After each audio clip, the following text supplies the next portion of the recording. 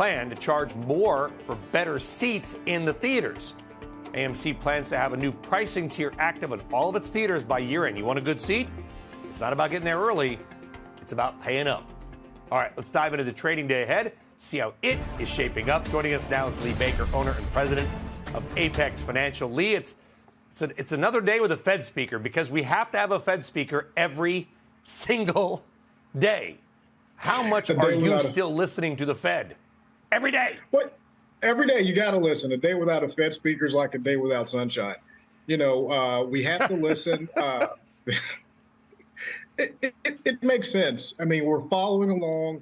We understand this dynamic, but we can't get too far ahead of ourselves because it does seem that they're following the data. And the fact of the matter is we don't always know what the data is going to be. You know, the jobs number from last week clearly shows that. Yeah, and I know we have to pay attention to the Fed, and it moves theoretically. You know, some bonds move, but here's the dirty secret, Lee, and don't tell anybody.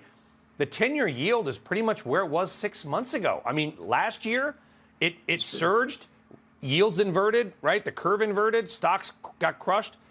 Bonds have been very, very stable for the better part of 6 or so months. What should that tell you and tell us about investing right now and where to put our money? Well, I think it tells us a couple of things. One, the bond market has not changed its mind about whether or not there's likely to be a recession. And even though we've seen some people dropping the odds of a recession, I still think it's likely to occur sometime this year. So that's the first thing.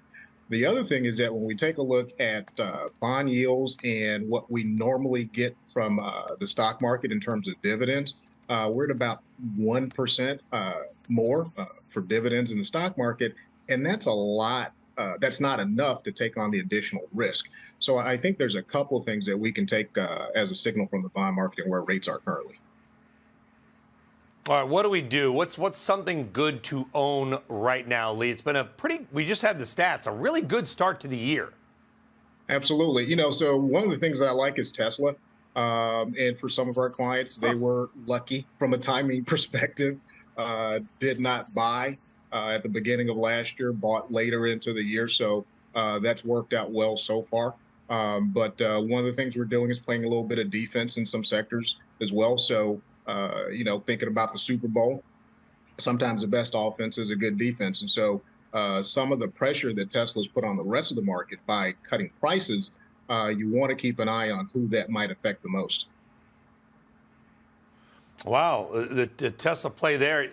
And that's you point about timing the market, Lee. I think that you're probably better good than lucky, but I'm also going to assume you're not going to think we're going to see like a 75% gain in 60 days like we just did. I mean, the momentum we've had in not only Tesla but other that's not sustainable.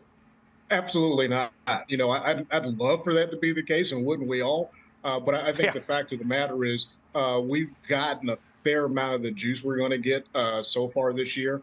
I think things are likely to be a little choppy, but for our clients who, by and large, are your longer-term investors, I do think companies like Tesla are a good place to be for the long term.